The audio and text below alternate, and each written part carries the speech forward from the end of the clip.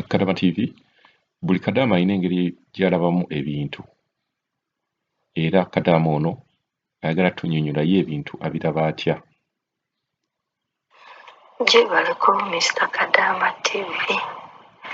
Mr. Kadama TV Mukama omukisa, weebale okutubeererawo, weebale byonna by'otukolera. Mukama omukisa ogutaliiko buyinike, okubeera nga ffe nga tweyambayamba Mr. Kadama TV. Ebyo byonna n'abasinga kye tuli tukiri olw'ensonga ggwe.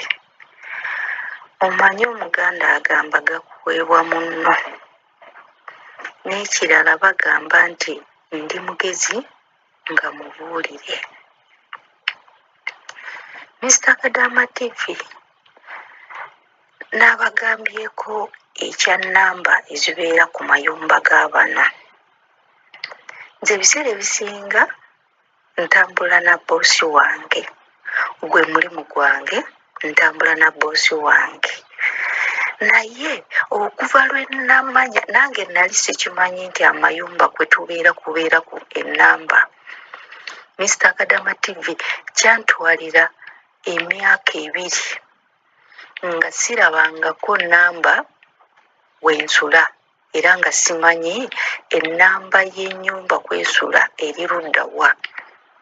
Naye lwali lumu nange nenkiwulirako nga bagamba nti buli nnyumba gye tusulako ebaako ennamba, buli nnyumba ebeerako ennamba.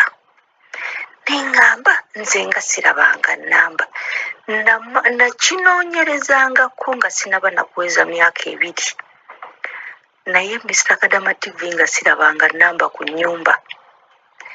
Ennamba z'amayumba zibeera ebweru w'ebikomera ku bantu abalina ebikomera. Zibeerako paati we ziri.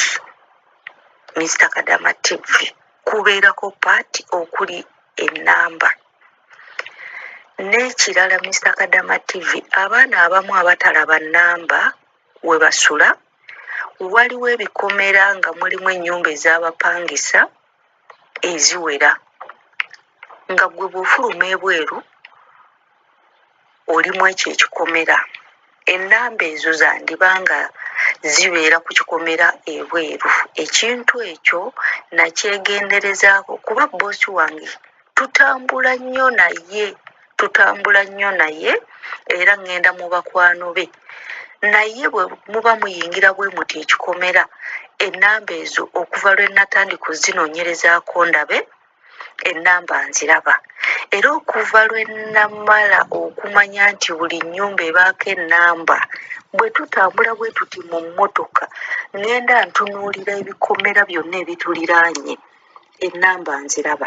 Naye ng'ennamba ezimu tezibeera ku mulyango, ezimu zibeera ku nsonda, endala zibeera nga weetoolodde, naye nga tewali nnyumba ze nnakozeeko saaki zitaliiko nnamba ku bikomera. Waliwo ekikomera nga kirimu amayumba agawera mu nju era nga mulimu abapangisa. Ezo ennamba ozisanga ebweru kw'ekyo ekikomera. Ekitegeeza ekikomera ekyo kiba kya muntu omu, ng'ennamba eyo kw'erina okulaga, nga munda ebizimbe ebirimu si buli kizimbe nti kiriko ennamba. Bwe nkirowoozaamu bwe ntyo, kuba ebweru nzirabako ku bikomera. Naye nga munda omwo mulimu abapangisa bangi. N'ekirala Mr. Kadama TV, waliwo we mubeera nga mulinnya lifuti, nga mu kulinnya lifuti eziruumu ze mulimu abalinnya lifuti kubaako ennamba we musula. Kubanga waliwo eno bizimbe nga byazikalina, nga mumala kulinnya lifuti ennamba kweziri. Bw'ova mu lifuti bw'oti ng'otambula ogenda mu luumu mwe musula, kubeerako ennamba Mr. Kadama TV. Ekintu ekyo mukigenderere nnyo. n'abatasobola kufuluma. Ebiseera ebisinga ofuluma n'omwana ng'ogenda okuyiwayo kasasiro, waliyo amaka weegatyo, tosobola kudda bweru n'onoonya nnamba. Ebiseera ebisinga kikubeerera kizibu. Ate oluusi wabaawo obwana obulalu nga bw'ofuluma naako kaddukadduka. Bwe kadduka noonya akaana nga weetegereza ennamba eziri kuli ku ebyo ebikomera. N'ekirala Mr. Kadama TV, abantu bano babeera balina bunnangamuntu bwabwe. Bw'oba nga tolabye ennamba ya kikomera, bw'ofunanga kacyansi we kuba ennyumba ezirimu zirimu kamera ezimu, naye abantu bano babeera n'obunangamuntu bwabwe mu nsawo zaabwe. Oluusi oba eyo muzirumu ze basula, bw'ofuna akanangamuntu kaabwe n'okakuba ekifaananyi n'okaweereza ewammwe, oluusi osobola okufuna chansi ya buno obukadde bwabwe kubagirako ssente obwo obuliko ekigambo visa. Oluusi buba bwa mirundi mingi. Kakuba ekifaananyi, kasindike, kabaako endagiriro zaabwe, kasindike ewammwe, kasindikira abantu ba mirundi ng'ebiri. Omalo bw'okamusindikira omugambe kasindikire n'omulala, kuba osobola okukaderiitingamu wano ne baba nga tebakoze eki, ne baba nga tebakafunye. Ate bw'okaderiitinga bw'oba okasindise mu ssimu yo, deriitinge n'eri gye mbagamba ku WhatsApp send, kubanga asobola okunoonyereza essimu ye n'akiraba. Ekintu ekyo kiba kya butemu. Mr. Kadama TV, n'ekirala kye ŋŋamba mikwano gyange, Ssenyiga Nnuma munsonyiwe, oba baganda bange, tuli baaluganda ffenna. Buli abuuka ensi n'ajja wano, tuli baaluganda, era tubeere nga tuli ba mikwano. Era ne bwe mwesiisigananga mu nnyumba nga muli babiri, mukomye ekintu kya kukola ku munno lugambo, mukomye ekintu kya kuloopa munno wa boosi we.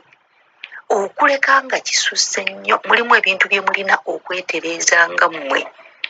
Abaana musinsikana bannayuganda mu nnyumba emu ne mutandika okwekolako entalo. Kati gwe bw'onookola ku munnayuganda munno olutalo, otuuka okumuwala n'omuloope newa boosi. Kati ate boosi we anaamwisa atya? Ekise kijja kutuuka akatambi keekyuse mu nzingulula, nga gwe boosi gwali obubi. Bano abantu beefuulira mu kiti nga mbazzi. Nze wano najjawo ne wajjawo omuwala omunakkana, yampisa bubi. Lwali lumu kye namuloopako ewa boosi wange kunzijjaku wifi ng'amanyi ogimpimira nti kati nze ngenda kwebaka, n'agikweka n'agiteeka emitwetwe n'agyebakira. N'aŋŋamba lekerawo okwogera, oyogedde nnyo. Ekyo kyamundoopesa. Ebisigadde saamuloopanga. Ne bwe byanyiga nga namutunuulira ne ŋŋamba kamuleke, bw'aneerabirako ajja kukomya akajanja n'olugambo. Yabikomya akajanja n'olugambo. Takyalina kantu kayinza kundoopa nakamu, kuba yakiraba nti nina omugaso gy'ali. Buli muntu wa mugaso ku munne, kye mulina okwemanyako nti buli muntu wa mugaso ku munne.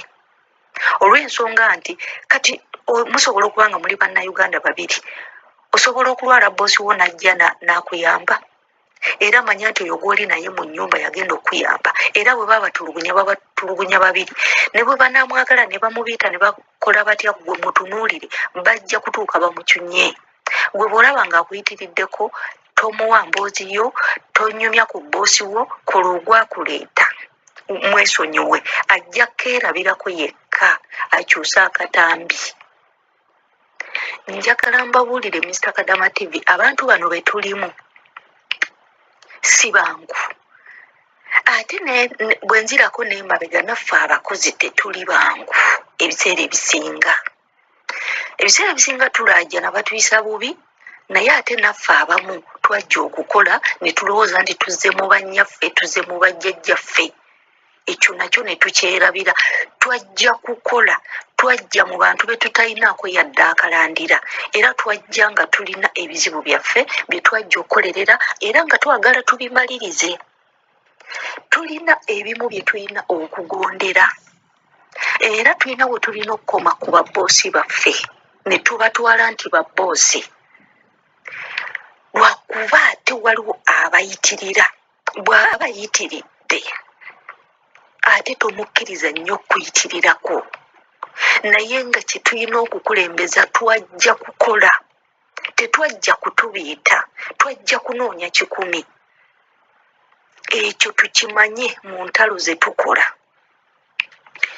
tolowooza nti boosi wagenda kukwata ng'omwana we bano obasanga nga baluganda nga beekolako entalo nga baluganda nga beekolako entalo ng'oyinza okugamba talina bw'ayita munne wakolera famire ye bw'atyo naye ate gwe eyajja okukola n'ekirala Mr. Kadama TV nawuliddeko munnange ng'agamba nti eno gye twajja woofiisi tezitufaako kituufu twakimanya dda tezitufaako naye Mr. Kadama TV wankubadde tezitufaako ekyo kyo tukimanye naye mukimanye nti woofiisi ezituleeta bizinesi zaabwe kwe kutuleeta ne batuteeka mu nsi zino okuleka nga woofiisi baaziggala naye nga waviira mu woofiisi nga tebaagiggala ng'ekyali Uganda ne baba nga balina bye bakukola bakuyisa bubi oli mu mbeera embi eyeetaaga obuyambi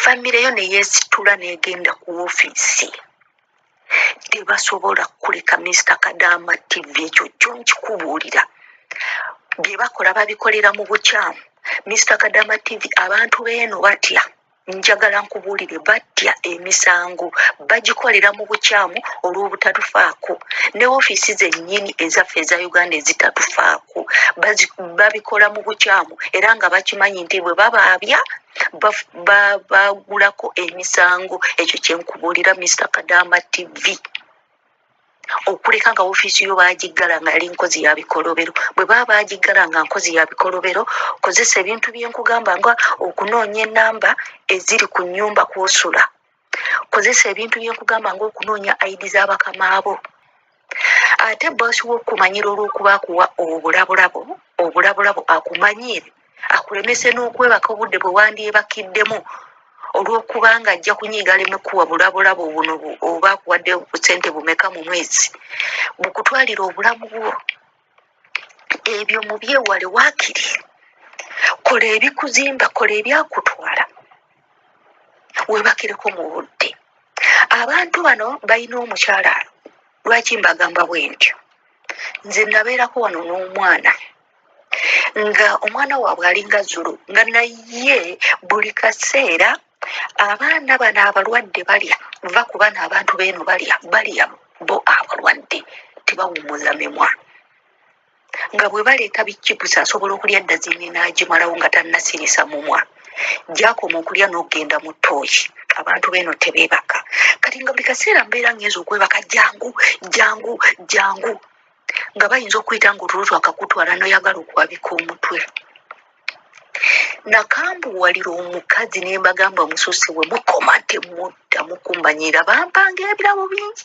akaseera ke nabeera n'omwana butaseera ne bakuwa kano ne bakuwa kali naye nagenda okulaba kitwala bulamu bwange nga mbula okufa nababoggolera era ne mbagamba bwe ngenda okwebaka temuddamu ne mumpita obubudde mubuwe omwana wammwe oba teyeebaka ng'abeera aliya mundeke era ekiseera kyatuuka omwana oyo abeera n'omukozi we kati ne wajjawo omukazi mu Indonesia omukazi oyo bamuwa engoye bakola ki naye newe bamuyita batya naye omukazi ayagala kufa omwana amukuba empi n'amukuba mu maaso n'amukuba mu mutwe ate kirina amaanyi kyamukuba ne kimukuba amannyo omusaayi ne gujja ne kimukwagula ate ekyo bwe kikutte ennyama kigenda nayo ate ayina amannyo ga moogi naye omukazi ono olw'okuba atya okwogera abula okufa yasayininga kontrakiti ya myaka 5 naye buli kaseera abeera mu maziga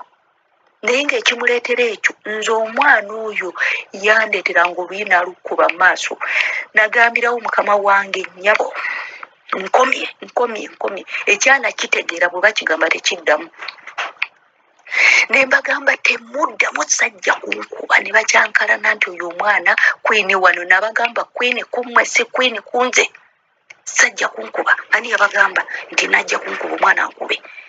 Omwana yabikomya abimanyi, ne bakama bange bakimanya. Natuula ne mbagamba sirinako enzira mukola yadde n'akamu, sajja kunkuba.